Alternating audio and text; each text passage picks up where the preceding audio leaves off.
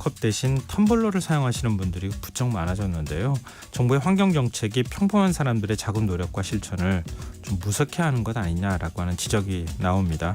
일회용품 관련 규제가 사실상 없었던 일이 돼버렸기 때문인데요. 이런 상황 어떻게 봐야 하는 걸까요?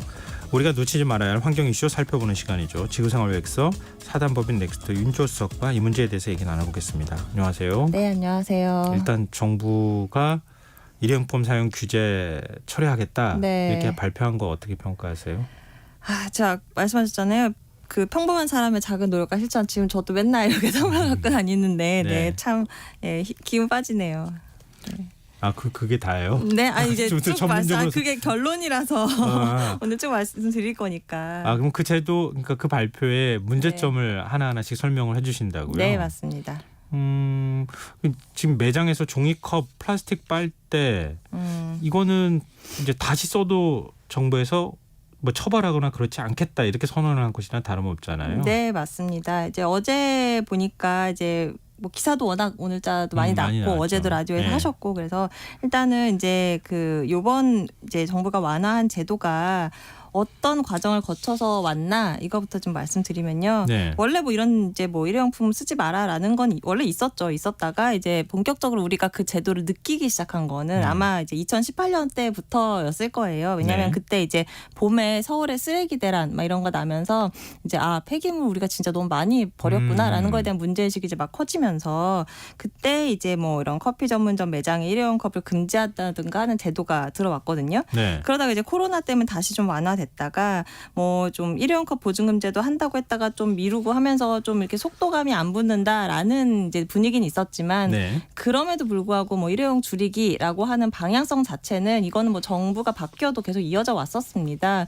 그래서 요번에 정부가 완화하겠다고 한 제도도 이게 전 정부 정책이 아니에요. 전 정부 정책이 아니라 문재인 정부에서 시작한 건 아니고요. 그러니까 원래 이 정책이 있었고 이걸 계속 업데이트를 해왔던 거거든요. 그러면서 이제 작년 11월에 이 윤석열 정부에서 발표한 바로 그 정책입니다. 그때 이제 뭐 일회용 종이컵부터 해서 그 빨대, 플라스틱 빨대, 그다음에 뭐 비닐봉투 이런 거에 대한 이제 규제를 하겠다라고 했었고, 네. 그 작년에 그러면서 발표하면서 뭐라 그랬냐면 뭐 코로나19 이후에 폐기물이 급증하고 있고 그래서 이런 제도를 도입한다. 그래서 그러니까 작년 11월 24일부터 시작해서 1년간 계도를 통해서 제도를 안착시키겠다 이렇게 발표했죠. 그때만 해도 뭐 좀 느리게 갈지언정 어쨌든 하긴 하겠다 이런 입장이었거든요. 다 할 줄 알았죠. 그렇죠.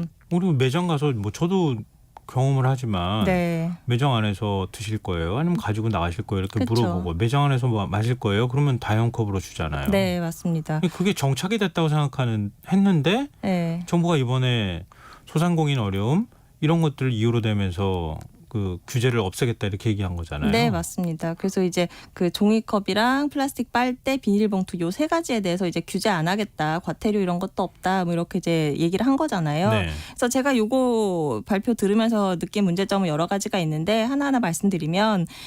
이게 말씀드린 대로 이제 정부가 스스로 발표했던 걸 뒤엎은 거잖아요. 네. 그러면 최소한 그거를 좀 왜 이거를 뒤엎을 수밖에 없는지를 좀 보여줄 수 있을 뭔가 이제 근거가 될 만한 데이터라든가 어떤 자료가 있어야 되잖아요. 근거가. 네. 그런데 사실 그게 없는 거죠, 명확히. 예를 들면 소상공인들의 부담이 증가했다고 하면 구체적으로 어느 정도 액수에 얼만큼의 부담이 증가해서 지금 뭐 그렇죠. 커피나 식당 운영하는데 네. 부담을 줄 정도다. 그러니까 이게 뭐 요렇게. 비용 부담이 크다라고 하면 그럼 그게 진짜 얼마나 큰 건지를 뭐 조사를 해봤다라든가 아니면 뭐 이제 그 하다못해 소상공인 협회 통해서 무슨 의견 수렴을 한 통계를 제시를 한다든가 뭐 일회용품 감량 효과가 알고 봤더니 뭐 별로 크지 않다라든가 어떤 네. 좀 그 정보가 있어야 되는데 네. 거기에 관해서 정부가 언급한 게 딱 하나 있습니다. 어떤 뭐냐면 종이 빨대가 플라스틱 빨대보다 2.5배 이상 비싸다. 그동안에 계속 나왔던 얘기잖아요. 네, 나왔었고 그러면 2.5배라 그러니까 이게 엄청 그래서 부담이 되겠구나 싶을 수 있잖아요. 그런데 사실 이 플라스틱 빨대가 한 10원 정도거든요. 그러면은 이게 지금 사실은 그 종이 빨대 업체 측에서는 이제 요새 가격이 많이 내려가서 종이 빨대도 한 15원에서 20원 정도다라고 하지만 어쨌든 정부 말대로 한 2.5배 비싸다고 하면 25원인 거잖아요. 네. 그럼 차액이 15원이란 말이에요. 그러면 소상공인이라고 하면 하루 뭐 100잔 정도 팔면 이제 많이 파는 건데 그러면은 1,500원 정도가 빨대값이 더 들어가는 거예요. 아메리카노 저렴한 거 한 잔 가격 정도. 네. 그래서 이거를 정말 이것 때문에 못하겠다라고 하는 건가? 그래서 뭐 이것도 부담된다라고 정말 느끼는 그런 가게가 있으면 뭐 예. 다른 뭐 인센티브를 주거나 뭐 이런 식으로 할도 될 텐데 그냥 접자 이렇게 했다는 게 좀 이해가 선뜻 되진 않더라고요. 아니 소비자 입장에서는 종이 빨대를 먹으면 맛이 없어요. 그러면 어떻게? 그런 불만들이 좀 있긴 했었죠. 네. 근데 이번에 이제 수치 보면서 네. 그동안에 열심히 준비해왔던 소상공인은 뭐가 되냐. 네. 프랜차이즈 입장에서는 전체 프랜차이즈로 관리하니까 아무래도 규모가 컸고 네. 거기에 따르는 손실 규모는 그쵸. 일반적인 뭐 하나의 매점 점포하고는 좀 차원이 다를 수 있으니까 네. 이거 규제 철폐해 주십시오라고 얘기할 수는 있겠지만 일반 소상공인들로 들어왔을 때는 얘기가 좀 달라지는 거 아니냐라는 지적이 있더라고요. 네. 이제 일단은 뭐 이제 어쨌든 정부가 계속 한다고 했었으니까 네. 뭐 종이 빨대 구매했다가 지금 이제 그거 어떻게 하지? 뭐 이런 분들도 있을 거고. 실제로 이제 뭐 정부에서도 뭐 현장 목소리를 듣고서 이렇게 결정했다라고 하는데 어제 브리핑에서 한 기자가 예. 분명히 그 중에서 그래도 찬성하는 입장도 있었을 텐데 현장 목소리 어땠냐라고 했는데 답변이 뭐였는지 네네. 아세요? 21만 개나 되는 매장에서 몇 군데가 찬성을 하고 반대를 하는지 그런 통계는 없다. 매장 어려움은 어차피 기자분들 취재해서 그동안 보도하지 않았냐. 그게 현장 반응이다라는 답변을 했어요. 참. 아니 이것도 대통령실 그 여론 수렴하는 거 있잖아요. 네. 온라인 페이지. 네. 그거 가지고 뭐 수신료 분리징수도 하고 다 하던데. 그러니까요. 이것도 그렇게 하면 안 되나요? 그러게요. 그리고 이제 그 심지어 보도 자료에 진짜 황당한 내용이 나오는데요. 주요 민원 사례라고 하면서 예시가 하나 제시가 됩니다. 자기들이 수합했다는 거겠죠. 뭐냐면 이제 붕어빵 사장 B 씨의 이야기가 나오는데요. 네. 이 B 씨가 겨울마다 작은 푸드트럭에서 붕어빵이랑 어묵을 팔았대요. 예. 근데 이번 겨울부터는 어묵은 안 팔기로 했대요. 왜냐하면 종이컵을 쓰면 안 된다는 정부 정책 때문에 종이컵을 쓰자니 과태료 내야 되고 그럼 다회용컵 쓰자니 이거를 어디다 쌓아둘 데도 없어서 걱정이어서 앞으로는 그냥 붕어빵만 팔겠다. 이런 사례가 나오는데 이게 왜 황당하다고 제가 말하는지 아시겠어요 혹시? 어떤 이유 때문이죠? 푸드트럭이요. 예. 원래 규제 대상이 아니에요. 이게 종이컵 사용하는 거? 네, 매장 내 일회용품 사용 금지잖아요. 그래서 그렇군요. 우리 테이크아웃 할 때도 종이컵 받아 나가잖아요. 그럼 푸드트럭도 우리가 푸드트럭에서 음식 받아서 조수석에 앉아서 먹고 가는 게 아니라 들고 가는 거잖아요, 바로. 그래서 여기는 규제 대상이 원래 아닙니다. 근데 이거를 저 주요 푸드트럭에서 저 오늘 호떡 먹었는데 왜 그 네. 생각을 못했죠? 종이컵에 담아주시던데. 네, 네. 그러니까 이거를 민원 사례라고 거기다 넣은 걸 보면서 저는 진짜 헛웃음이 좀 나오더라고요. 아니 근데 이거 환경부가 이렇게 설명했다는 거 아니에요? 네, 환경부 사례에 들어가 있어요. 환경부가 그동안에 규제하는 주무부처였었잖아요. 그렇죠. 그러니까 어이가 없다는 거죠. 그래서 저도 이거를 오늘 그 환경부 공무원에서 확인해봤거든요. 네. 푸드트럭 원래 규제 아니잖아요. 그러니까 네, 아닙니다. 네, 그렇습니다. 이해가 잘.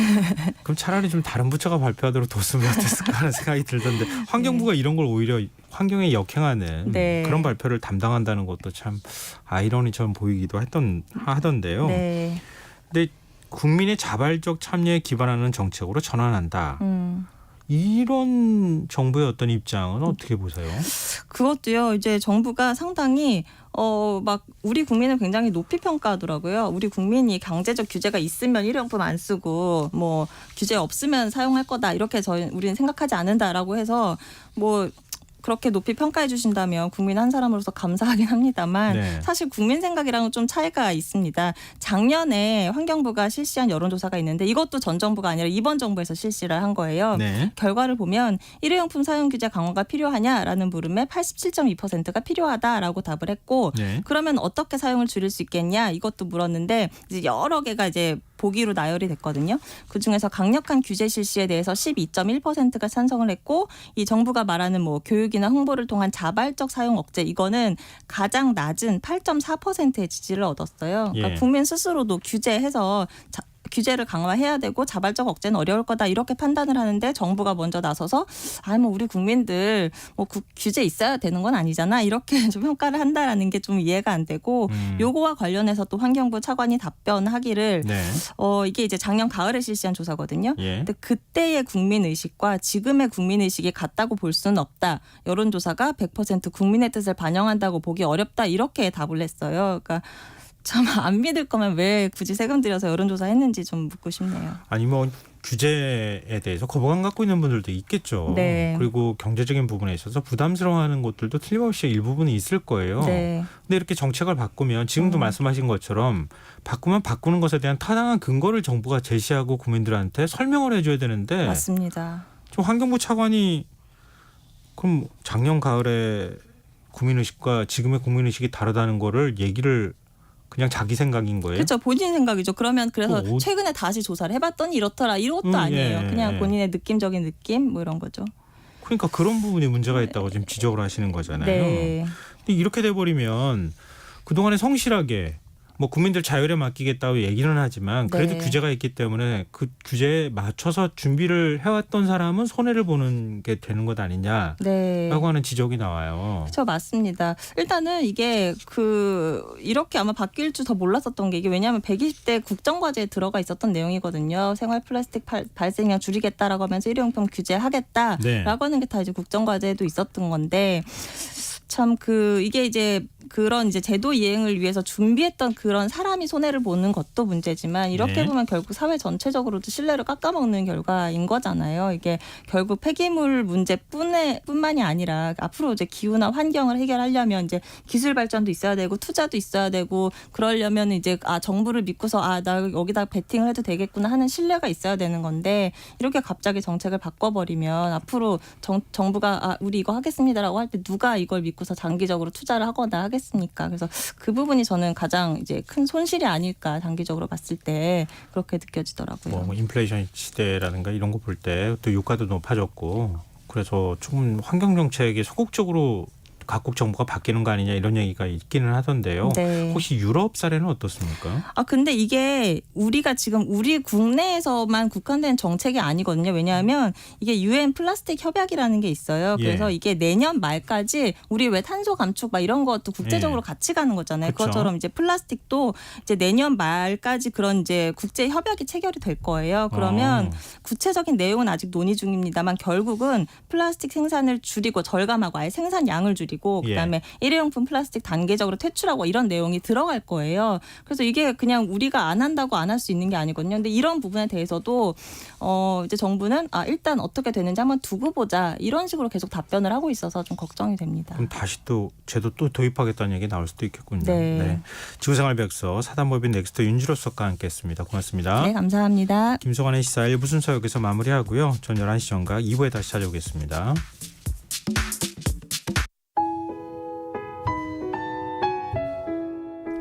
청취자 여러분, 위기가정을 찾아주세요.